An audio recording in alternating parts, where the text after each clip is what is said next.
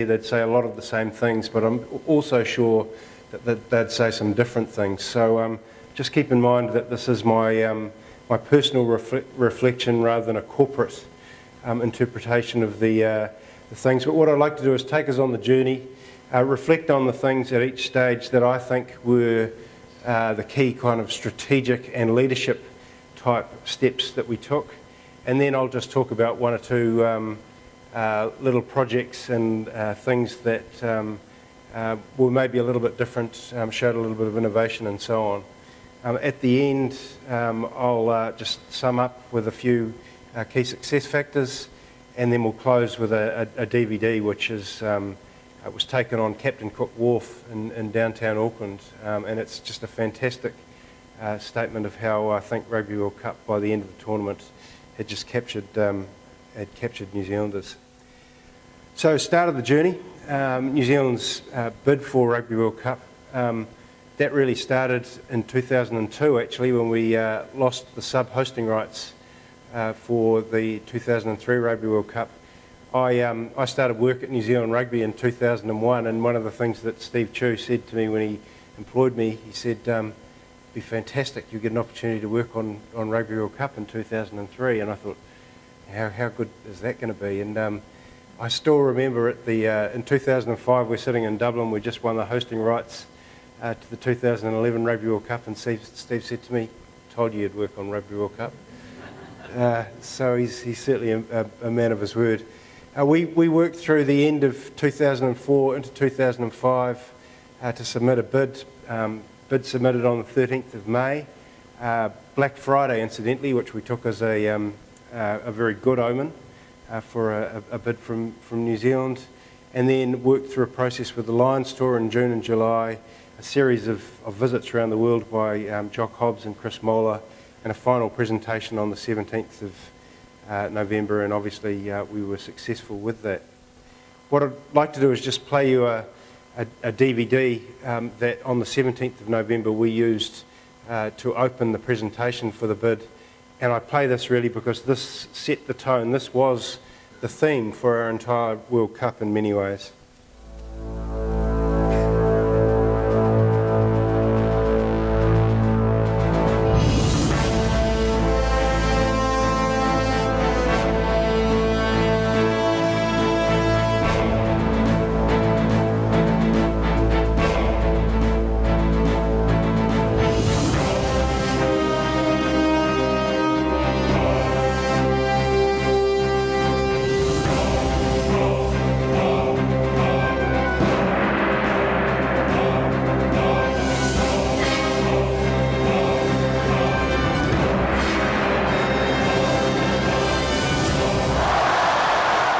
Stadium, 4 million people. New Zealand 2011.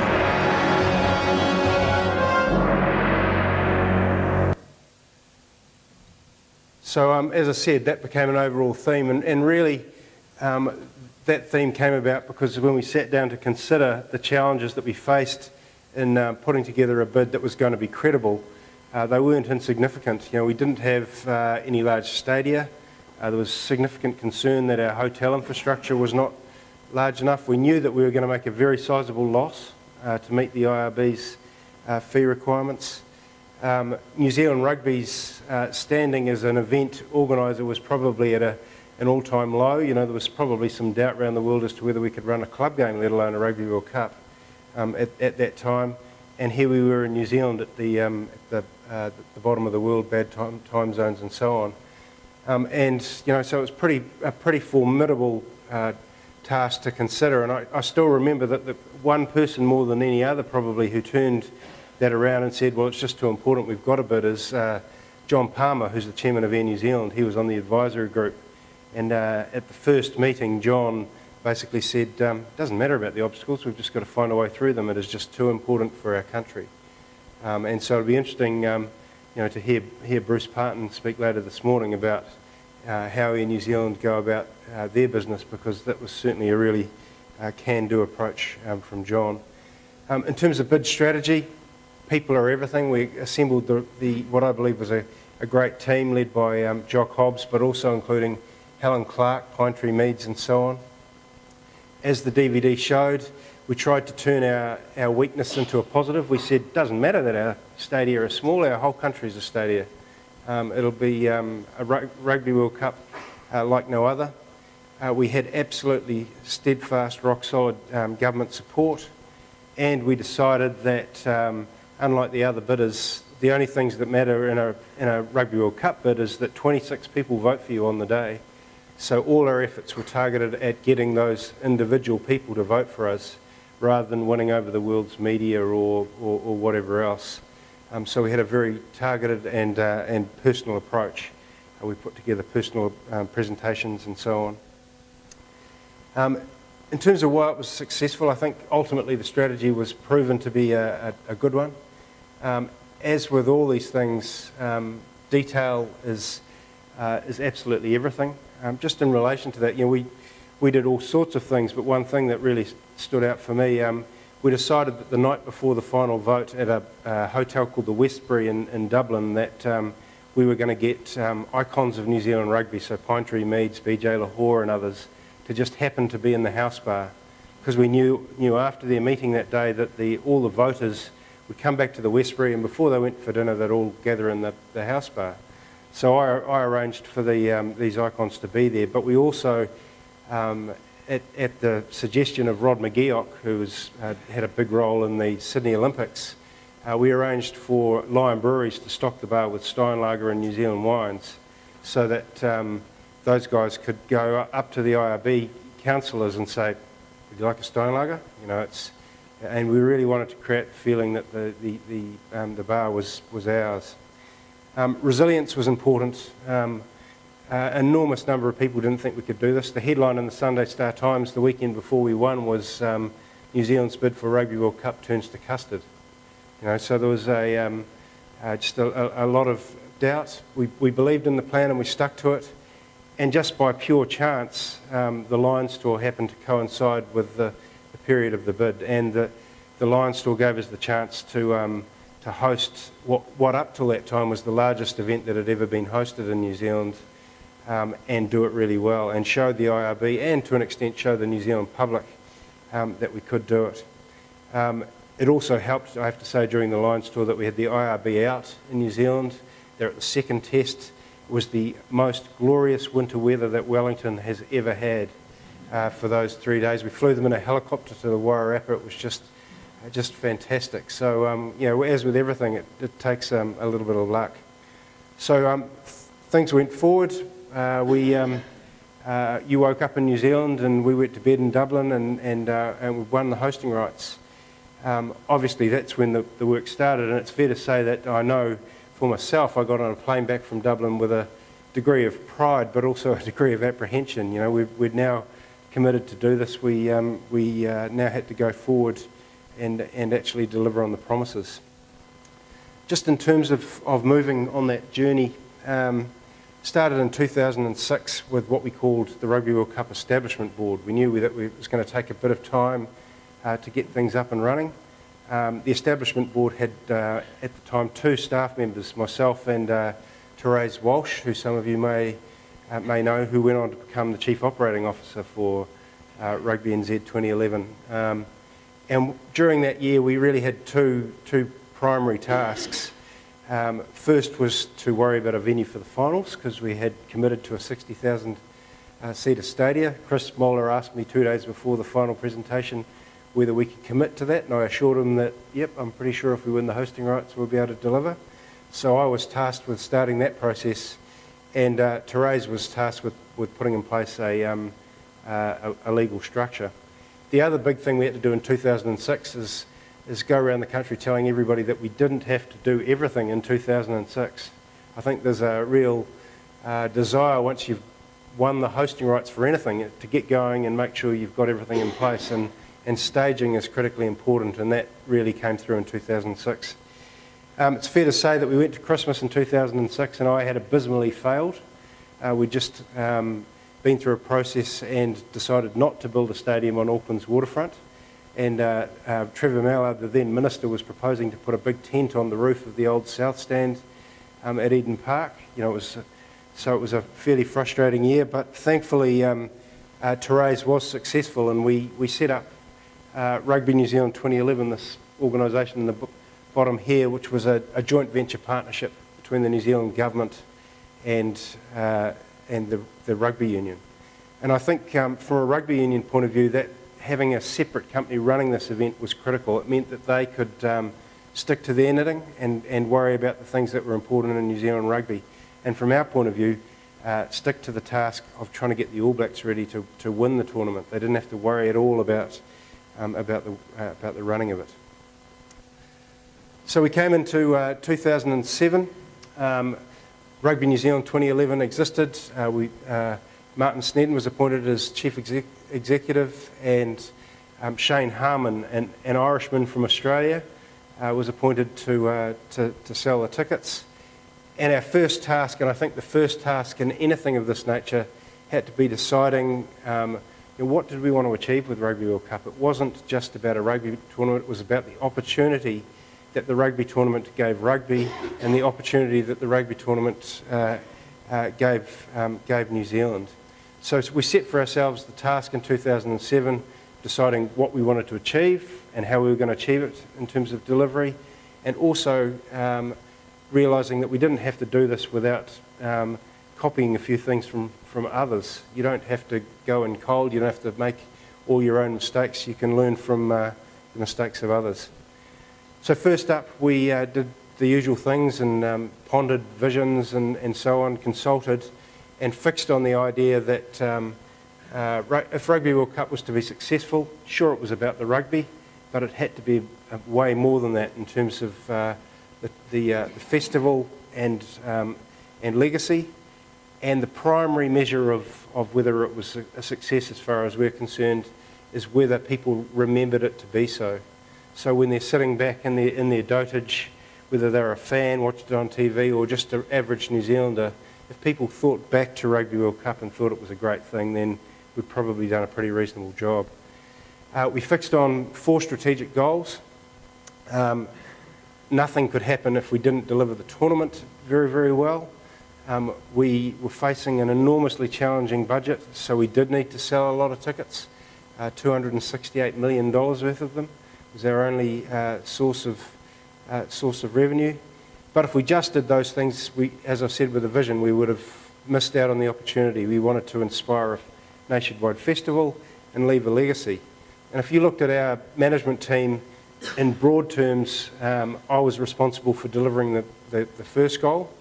Therese and Shane responsible for goal 2, and Martin devoted an enormous amount of his time in trying to ensure that the nationwide festival came to life, that we really brought the stadium of 4 million people to life. We contemplated organisational structure.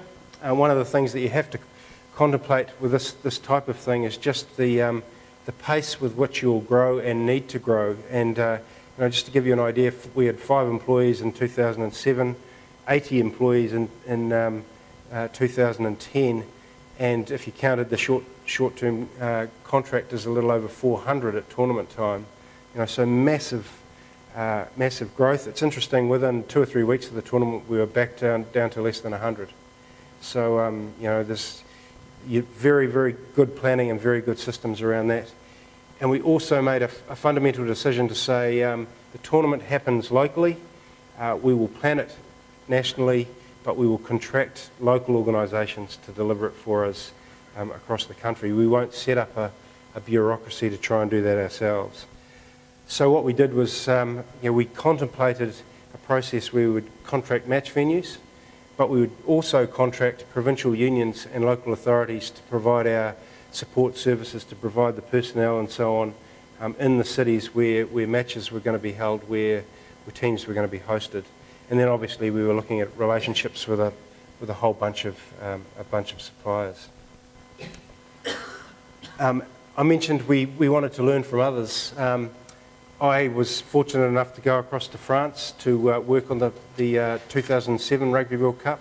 I was what they call a match commissioner. I worked for the International Rugby Board, where I would come into a match venue with a day to go and assume control. It was quite a bizarre a bizarre sort of situation, but so I'd arrive, and I can still distinctly remember my second game there was at a place called Montpellier, which is on the Mediterranean, beautiful city.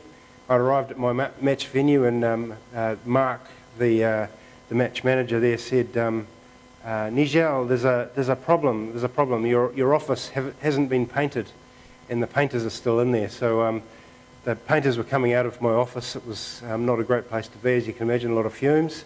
But I put my bags down, and this is the day before the game. I wandered out onto the field and with Mark, and it's a beautiful field, but no line markings and no goalposts. And so I said I'm thinking, get those painters out of my room and out onto the field and start marking this up. And I said to Mark, so the Tongan team's arriving in 4 hours for their captain's run. When are the ground markings and goalposts going in? And he's like, I was wondering the same thing. So thankfully the first team were the Tongans, and they were managed by a guy called Alice Meacham, who's from Wellington. So I rang Alice and said, you're not going to have any line markings or goalposts, I hope it's not a problem. And he said, no problem, Nigel, we're going to play ball rush anyway. So it all worked okay. But there were some great things that we learnt from France. They had delivery contracts with cities, and they were incredibly vague, and that created enormous problems for them because cities had signed up without much of an expectation of what they had to deliver. So we took away from that the need to have a great deal of detail in our tender documentation, and we went to enormous lengths to do that. The French ran an amazing volunteer program, and so Therese and Martin joined me for the business end of the tournament, and all three of us went away and thought, the way that we've scoped our volunteer program just isn't going to cut it. You know, we need to talk to government. We've really underscoped what volunteering could be for the tournament. While we were in Europe, we also took the chance to go across and meet the FIFA organisation who'd run the FIFA World Cup in Germany. And I think the fantastic thing that they did was run fan zones across the country. They had 1 million people watch the final in a fan zone in Berlin. And the imagery from that was just stunning, and we thought, well, there's something that the French did a little bit, but not really. But let's steal off the football and see if we can do that. And finally, from my point of view, and if any of you are in the same sort of position, you know, I went into this thinking it's a great opportunity for Kiwis to be involved in delivery of this, and that needs to be the case. But you also need to be clear that there are a hell of a lot of great international experts, both individuals and companies out there, who can help your country shine in terms of delivery of the event. And so, you know, we made a lot of contacts with international expertise. So that was 2007.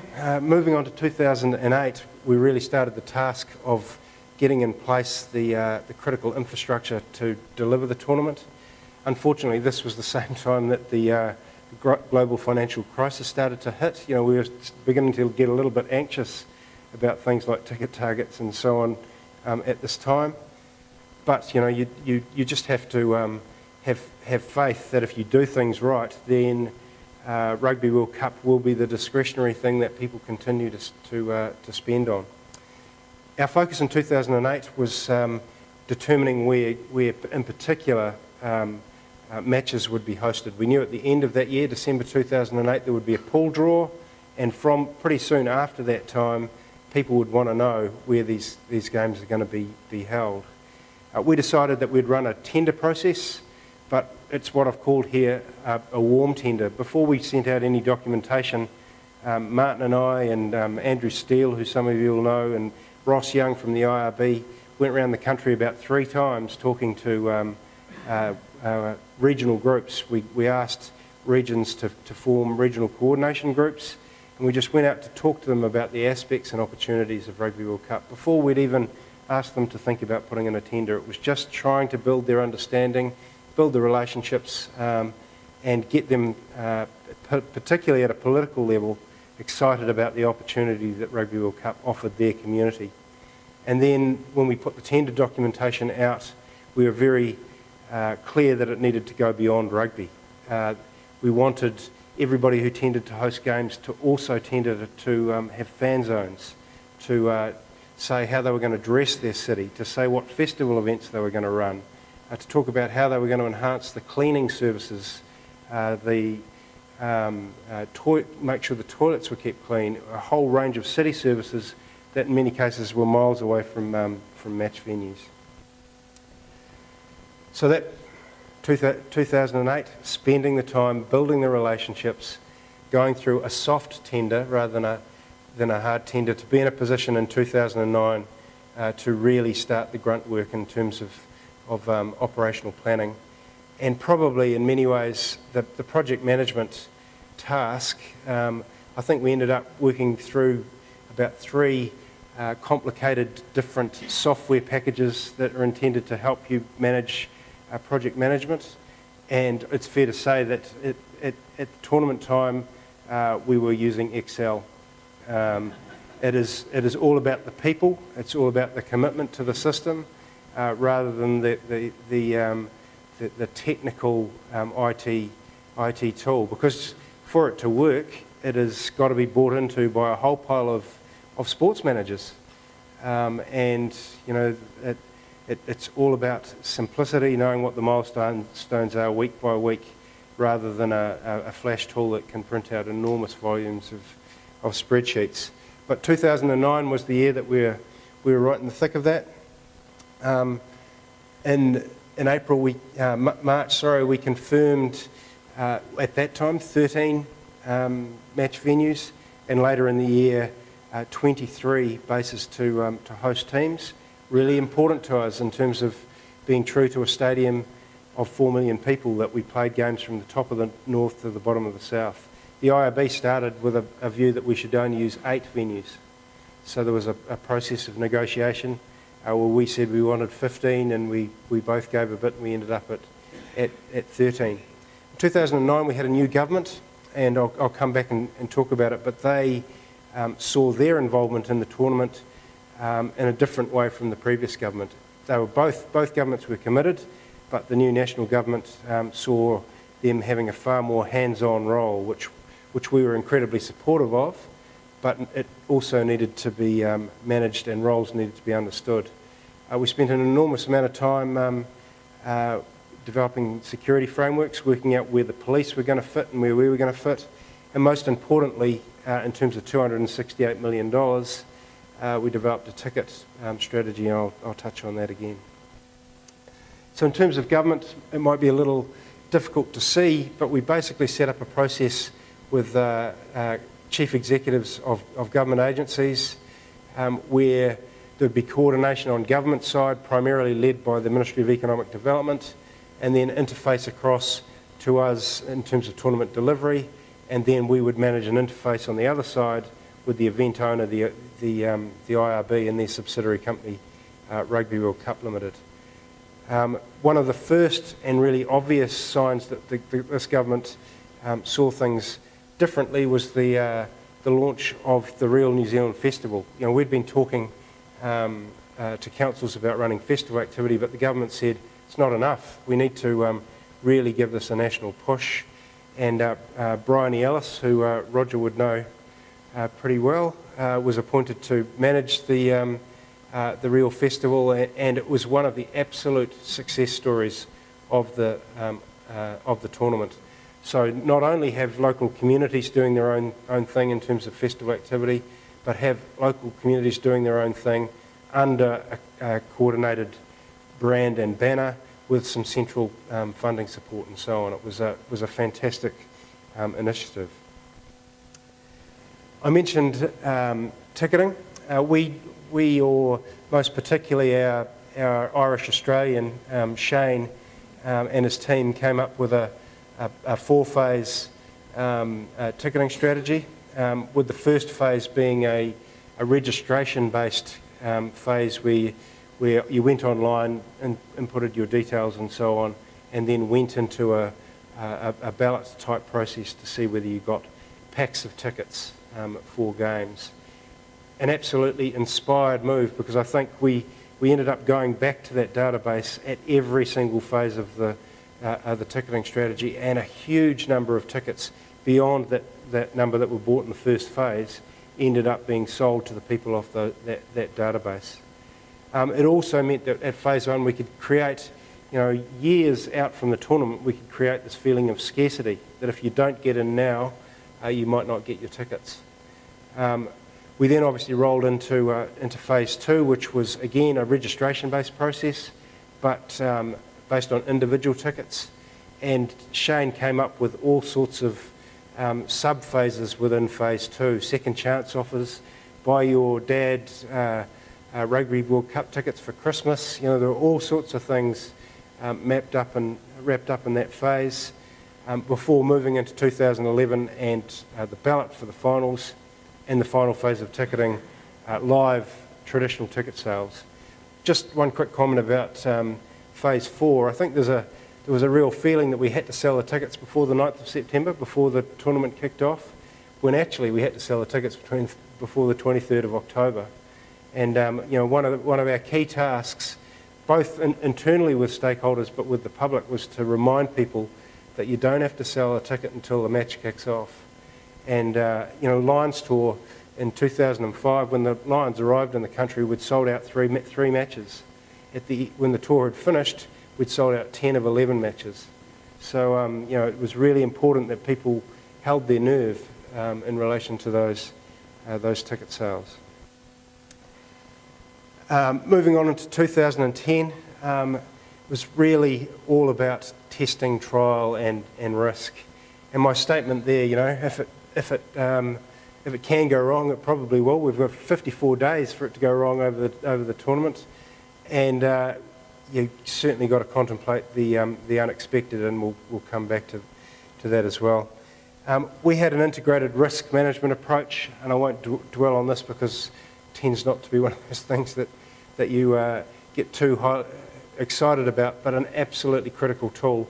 We did this in an integrated way with government and with the IRB, so we're all concerned about the same risks. The document here is from 2010, so we're still worrying whether David Kennedy and his team were going to get Eden Park finished. We were worrying whether we were going to have the right resourcing to deliver, and sitting behind this risk register, we had a whole pile of detail in relation to what we were doing about the risks and what we were planning in terms of contingencies. We set up a group called Park, which sounded better than crap, which would have been the other alternative. Chaired by Therese Walsh, again including government, the police, the IRB and so on, which looked at the coordinated risk, coordinated command and control processes and so on.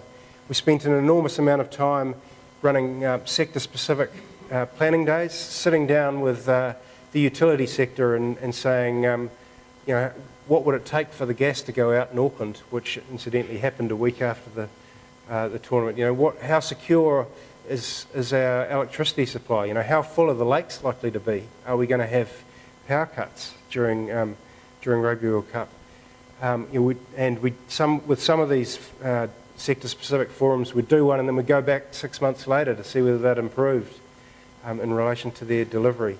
It's fair to say, just as an aside, we did the transport one in Auckland, was the one thing, the train transport between downtown and Eden Park was the one thing where we just knew there were no really good contingency backup options. And so we spent quite a lot of time, Therese Walsh particularly, trying to make sure that everybody who would listen knew that if the trains broke down, it wasn't going to be pretty, because we didn't have great options to deal with that. And so it proved to be actually on opening night, and we were able to find, with a great deal of political support, some alternative approaches. We also spent a lot of time in terms of the detail, looking at policy development, desktop exercises and so on. Then obviously the great curveball, firstly in September, where we actually reviewed what had happened, and we thought, what a fantastic escape. We've got Christchurch has come through, the stadium's fine, it's business as usual, and then rolled through to February, and absolutely, Therese and I went to Christchurch a week after the earthquake, and it was the hardest meeting of my working life with a bunch of people who desperately wanted hope, and you're coming in and you just had to be there for about an hour, and you knew that there was no way that we could host a Rugby World Cup there. Thankfully, really from our side, that the stadium was stuffed, because it was easier to link it to that, because we instinctively knew as well that, you know, the hotels, the training grounds, and frankly the confidence of the teams in terms of their preparedness to go there was just going to be a fundamental issue. We managed a process to relocate. We already had a relocation policy in place actually, which identified, at least at a high level, where we would take games if we lost Christchurch, or any other city for that matter. But that contemplating us losing it for a game rather than for the entire tournament. So there was a lot of work to be done there. And then Shane and his team had to contemplate the largest ticket refund in modern event history. I think we refunded a little over $20 million in ticket revenue from the matches that we'd already sold in Christchurch. And, you know, that's what we were looking forward to in terms of the venue there. And then, you know, we go down a week after the earthquake, and QE2 was one of our main training grounds, and clearly we weren't going to be doing too much there.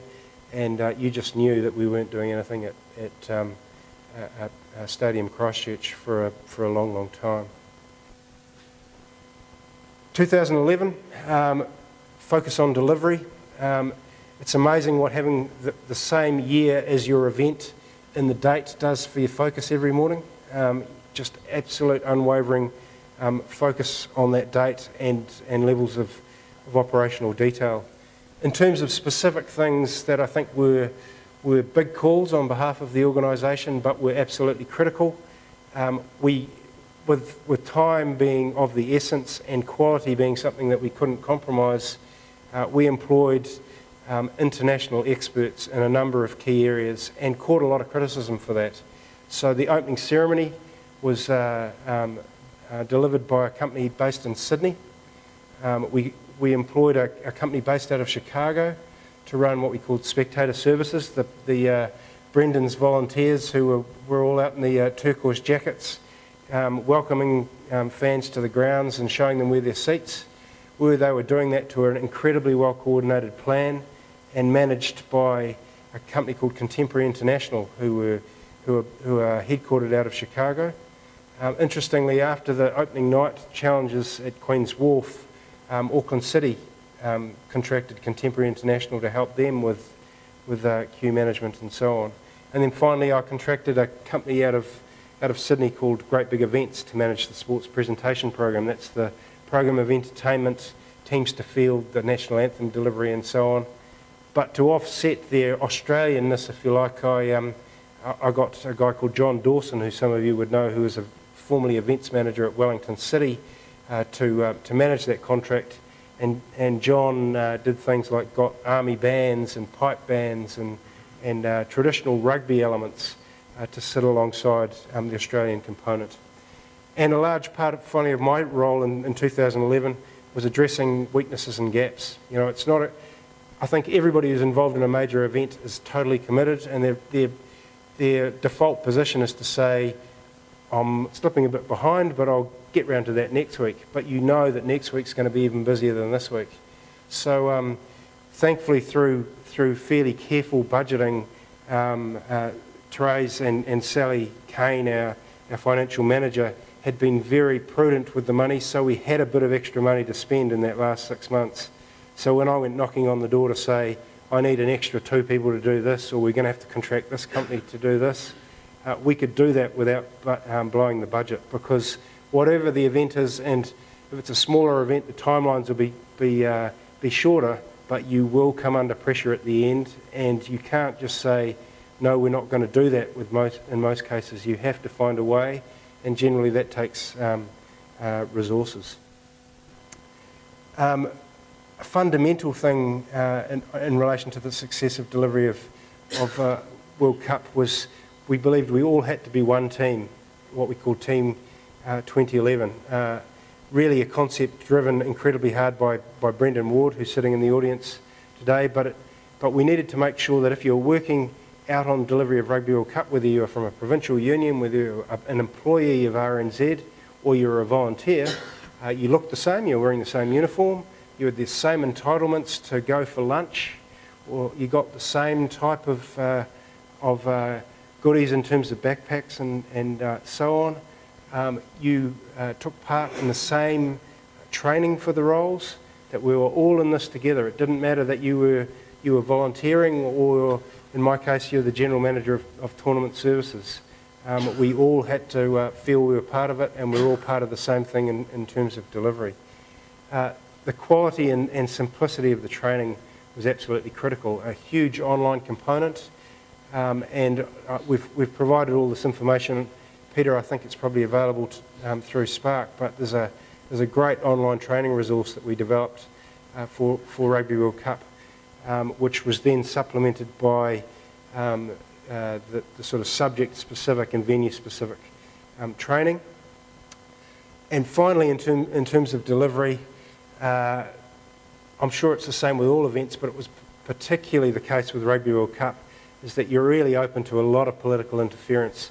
And I needed Therese and Martin to be managing that political side of things, so I could just get my people just to focus on running a rugby tournament, not providing reports and responding to areas of concern and so on. So you need to be really, really mindful, or we did, of the political environment that we're operating within. So roll on to September 9, tournament time. Command and control, absolutely critical. Setting the right tone was really important for somebody in my type of role to be the right level of anxious, I guess is the right term. I needed to clearly be worried about things, but not too worried. It's really easy to start worrying about absolutely everything, and if you do that over 54 days, you'll get to about day 14 and need to go to bed for a week. You know, it's about making sure you're really sweating the important stuff. And secondly, if things start going well, and they did start going well in Rugby World Cup, not taking it too easy. You know, it's really easy to start becoming, oh, you know, this is the 48th game, we've run 47, it's going to be fantastic. You do have to maintain your focus until the end. I won't dwell on this, but we set up a separate main operations centre, independent of our office. We got all the stakeholders who are involved in delivery into that main operations centre. Some of the specific challenges that we faced, right from the get-go, we had an opening night that was both spectacularly successful, and in terms of the challenges with the transport and some of the crowd issues on the waterfront, had also been portrayed as a failure. I personally actually think that's grossly unfair. It's interesting, you know, I mentioned I was at the French World Cup. They, for the week of the